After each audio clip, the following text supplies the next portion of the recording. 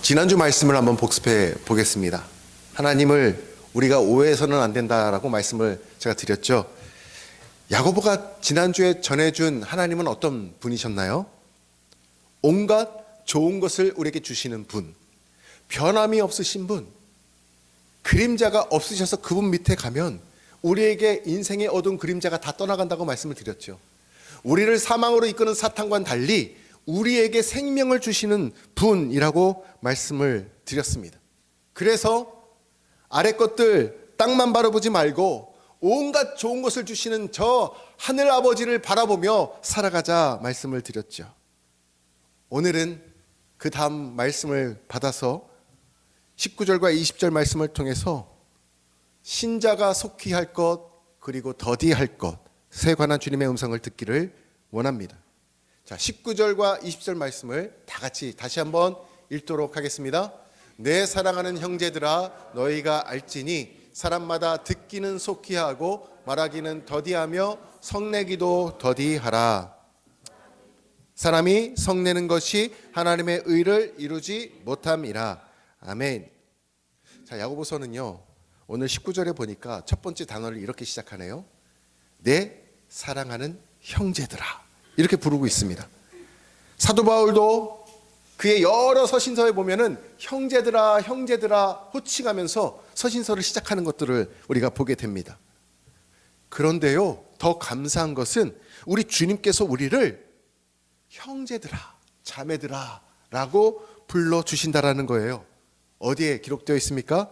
히브리서 2장 11절 말씀인데요. 자, 같이 한번 읽어볼까요? 뭐라고 말씀하시는지 우리 주님께서. 시작. 거룩하게 하시는 이와 거룩하게 함을 입은 자들이 다 한 근원에서 난지라. 그러므로 형제라 부르기를 부끄러워하지 아니하시고. 주님께서 우리에게 말씀해 주고 계십니다. 형제라 부르시기를 부끄러워하지 아니한다. 우리를 형제요 자매요 우리 주님께서 친히 불러주고 계신다라는 거예요. 그런데 세상은 어떻습니까 여러분? 세상에는요 신분제가 존재해요. 노예제도 있었습니다. 과거 몇 년 전만 해도. 그리고 이 말씀 야고보가 이 야고보서를 쓰는 이 초대교회 당시만 해도 신분제가 얼마나 다양하게 있었습니까? 주인과 종이 있었어요. 노예가 있었습니다. 그런데 당시 교회가 얼마나 특별했냐면 교회 안에서는 주인과 노예가 따로 없었어요. 주인과 노예가 함께 끌어안고 뭐라고 불렀어요? 예수님께서 말씀하셨듯처럼 형제요 자매요 라고 부르는 공동체였다라는 거죠. 이러한 장면을 알 수 있는 성경이 있어요. 그게 어디냐면 빌레몬서입니다. 빌레몬서 성경에는 사실 우리가 별 감흥 없이 이렇게 지나가면서 짧은 한 장짜리니까 보고 지나갈 수가 있는데 사실은 대단한 이야기가 여기에 담겨져 있거든요. 노예였던 사람이 누구예요? 오네시모입니다. 그 오네시모를 주인이 뭐라고 부르죠? 형제라고 불러요. 빌레몬서 1장 16절 말씀을 같이 한번 읽어볼까요? 이후로는 종과 같이 대하지 아니하고 종 이상으로 곧 사랑받는 형제로 둘지라. 내게 특별히 그리하거든 하물며 육신과 주 안에서 상관된 내게랴. 종을 뭐라고 불러요 지금? 형제로. 형제라고 부르는 아주 대단한 이야기가 여기에 담겨져 있습니다. 그 당시에는 뭐 문화적으로나 인종적으로나 어마어마하게 그 경계가 심했던 사회였는데 초대교회에서는 이렇게 지금 선언하고 있는 거예요. 사람들은 자꾸 교회를 오해합니다. 뭐라고 오해하냐면 너무 배타적이다라고 이야기해요. 여러분 교회를 조금만 들여다보면 그것이 틀렸다라는 것을 우리가 알게 됩니다. 여러분 세상에서 교회만큼 포용적인 수용하는 교회 공동체가 어디 있겠습니까? 이 세상의 모든 공동체는 진입할 때 우리가 그 안에 들어갈 때 진입 장벽이라는 것이 있어요. 제가 전도지를 가지고 이 바로 앞에 있는 가온초등학교 앞에 가서 전도를 하더라도 한 블럭 두 블럭 뒤에서 전도해야 돼요. 교문은 절대로 들어갈 수도 없습니다. 입학 허가 받은 아이들만 들어갈 수 있는 곳이 학교예요. 직장 어떻습니까? 아무나 들어갈 수 있나요? 직장에 합격한 사람만 일원이 되어서 그곳에서 근무하는 거예요. 아무나 들어갈 수 있는 것이 아닙니다. 그런데 교회는 어떻습니까? 교회는 아무나 올 수 있는 곳입니다. 세상에 이런 공동체가 어디 있겠습니까?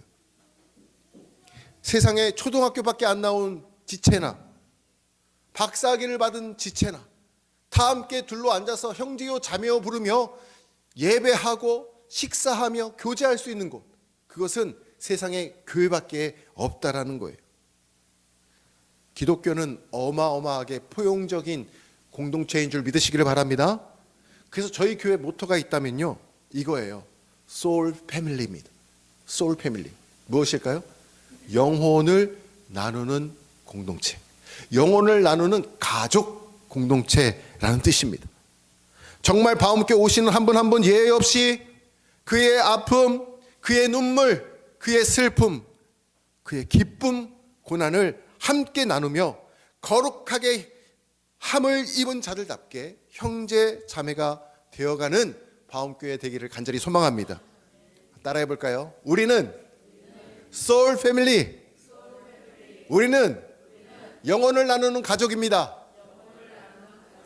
할렐루야. 정말 그렇게 꿈꿉니다. 그렇게 기도합니다. 그 다음에 야고보가 그 이어서 이런 이야기를 우리에게 들려줘요. 너희는 신자는, 다시 말해서 신자죠. 너희는 이것을 알지니 라고 말을 합니다. 원문으로 하면은 명령어예요. 무엇을 알라는 걸까요? 무엇을 너희는 알아야만 된다라는 것일까요? 우리는 하나님에 대해서, 예수님에 대해서, 성령님에 대해서, 성삼위일체 하나님에 대해서 알아야 합니다. 그리고 우리를 구속해 주시는 그 복음, 그 십자가의 사건을 우리가 듣고 믿고 알아야 합니다.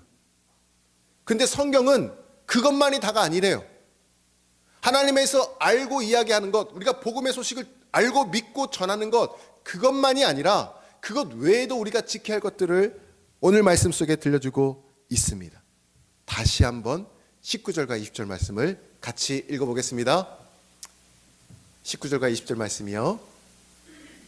내 사랑하는 형제들아, 너희가 알지니 사람마다 듣기는 속히 하고 말하기는 더디하며 성내기도 더디하라. 사람이 성내는 것이 하나님의 의를 이루지 못함이라. 아멘. 놀라운 이야기가 담겨져 있어요.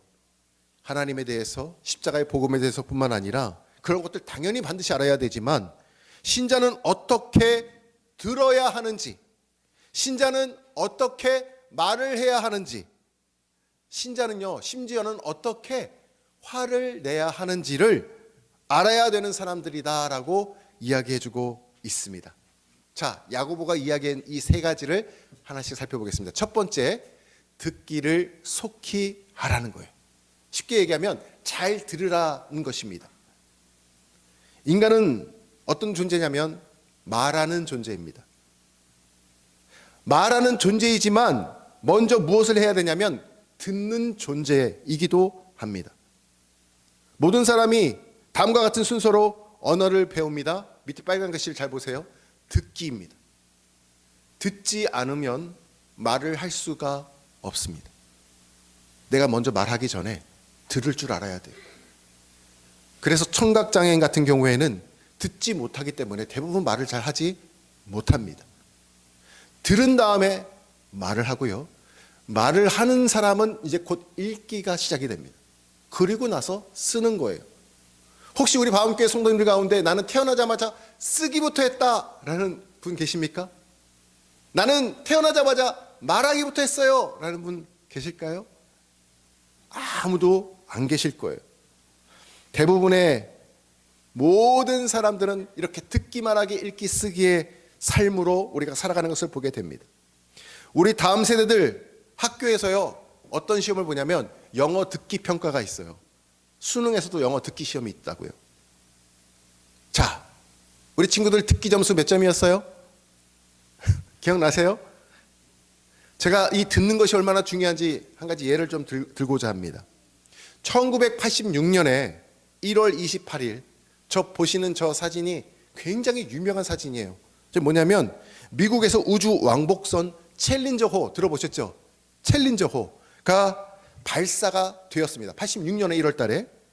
그런데 발사되고 나서 몇 초 만이냐면 73초 만에 공중에서 폭파되어서 저기에 탑승했던 7명 전원이 다 73초 만에 사망했어요.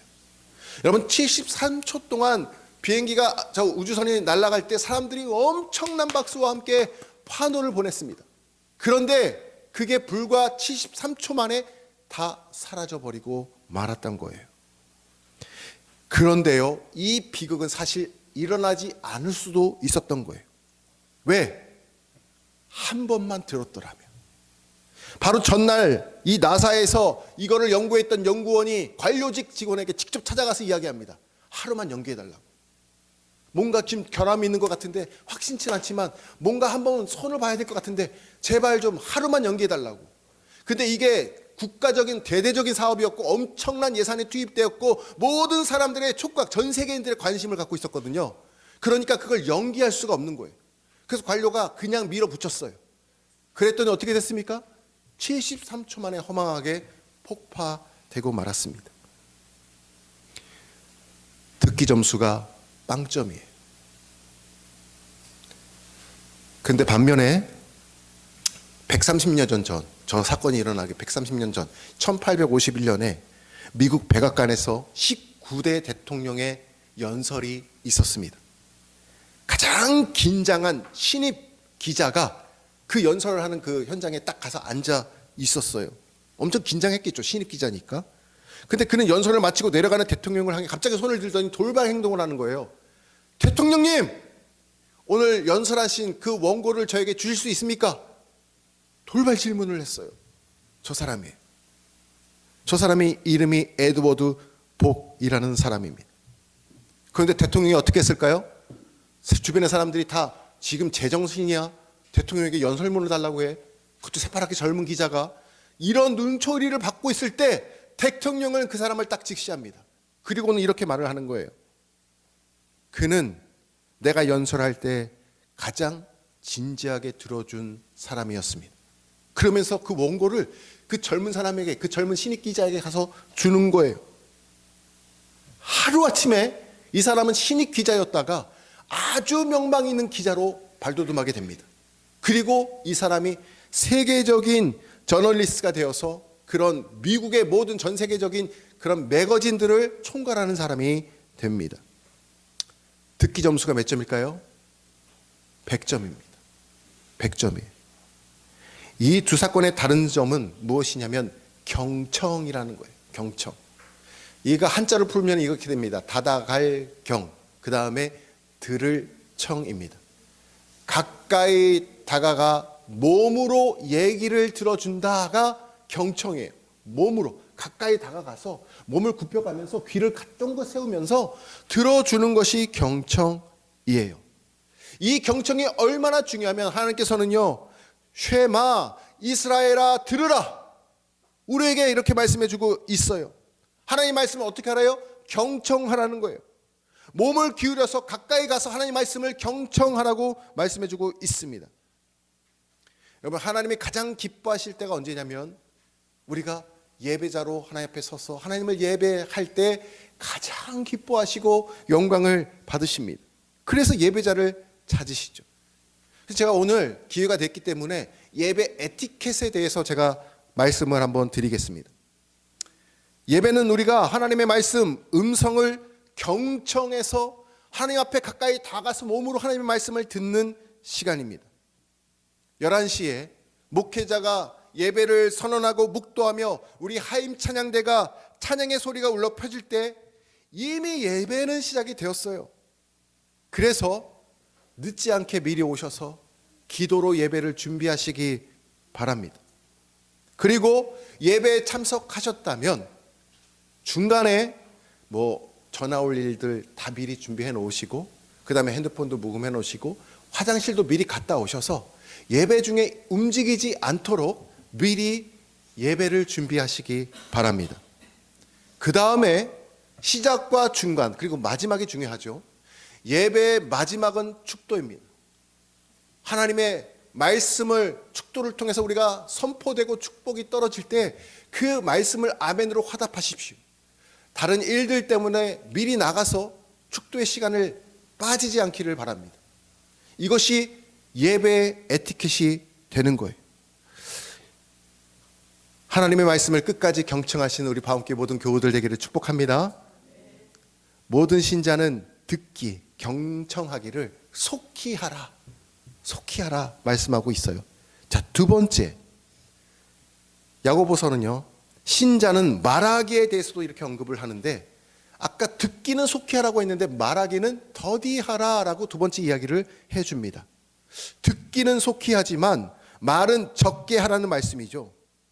사람은 입이 몇 개입니까? 하나예요. 귀는 몇 개죠? 2개입니다. 왜 하나님이 이렇게 지으셨을까요? 사람들은 이야기합니다.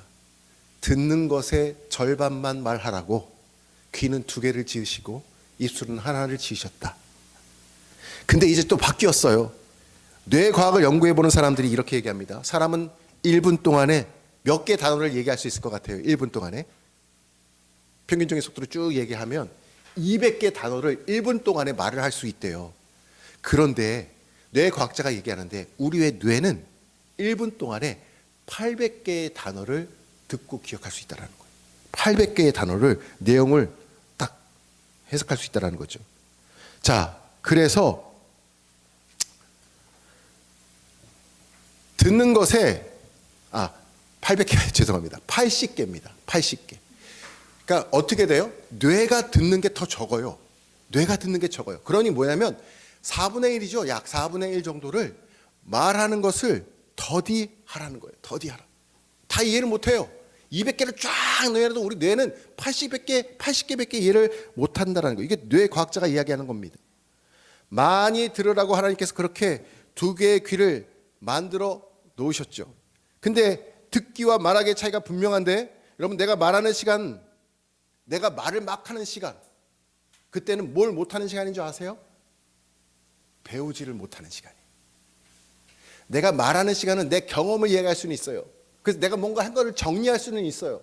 근데 내가 말하는 시간만큼은 내가 새로운 걸 배울 수는 없습니다. 대화에 보면 대화 속의 90%를 차지해서 이야기하는 분들, 정말 말하기 좋아하는 분들 계십니다. 그런데 그런 분들 잘 보면 배우려고 하지 않는 사람들이 꽤 있어요.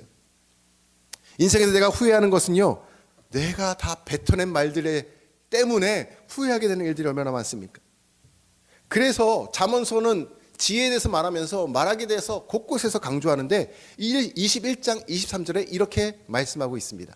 입과 혀를 지키는 자는 자기의 영혼을 환난에서 보전하느니라.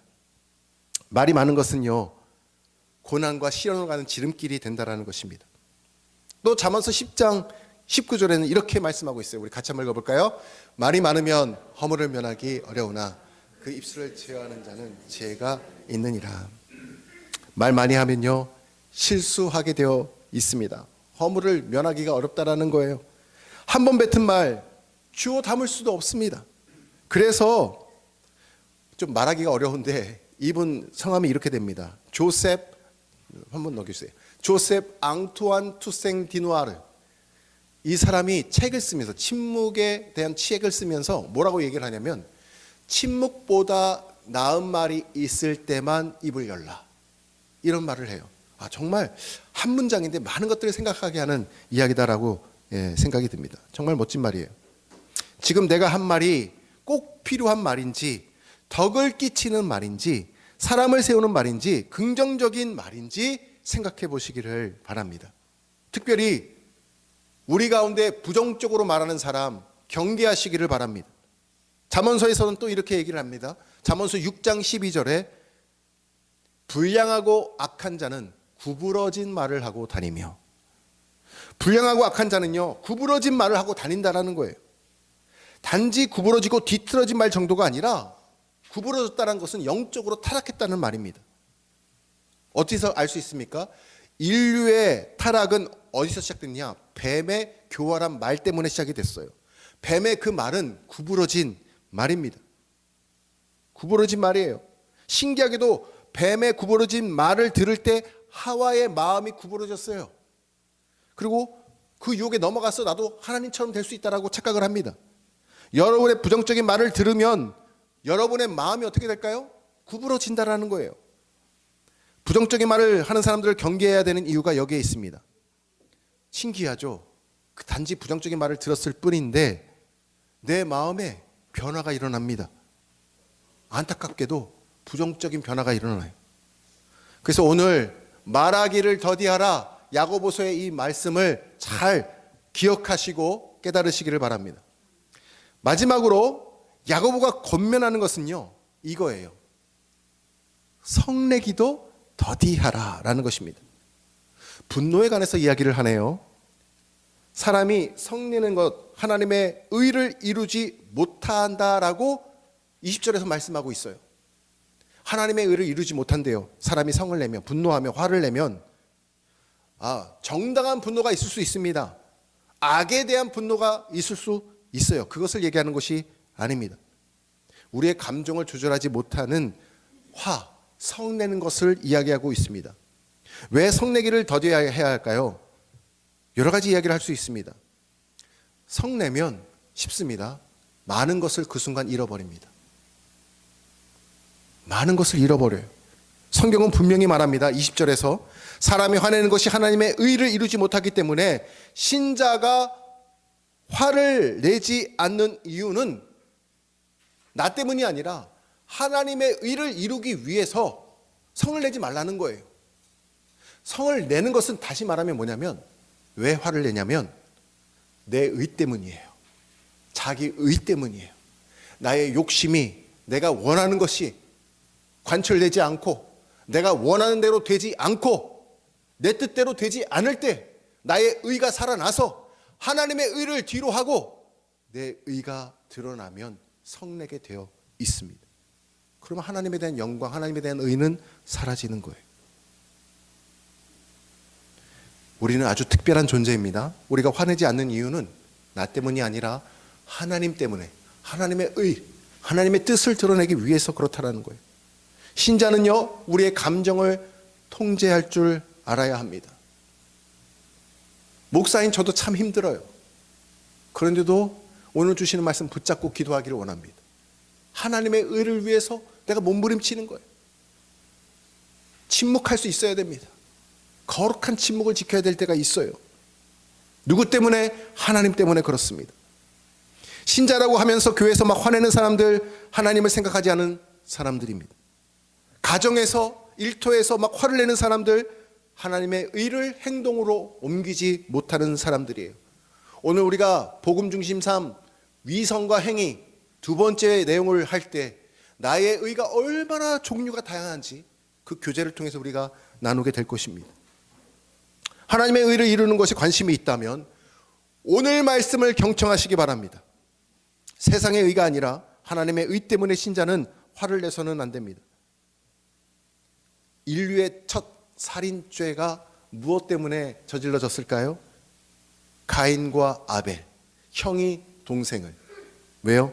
자신의 제사가 받아들여지지 않자 자기의 의가, 자기의 분노가 하나님의 의를 뛰어넘었어요. 그래서 돌을 들고 왜 내 제사는 받지 않냐? 왜 나의 이 제사는 관철되지 않냐? 요구하면서 동생을 돌로 쳐 죽이게 된 거죠. 우리는 하나님의 형상대로 창조된 존재인데 사람의 존재가 굉장히 특별함을 깨닫게 됩니다. 사람이 며칠째 창조가 되었을까요?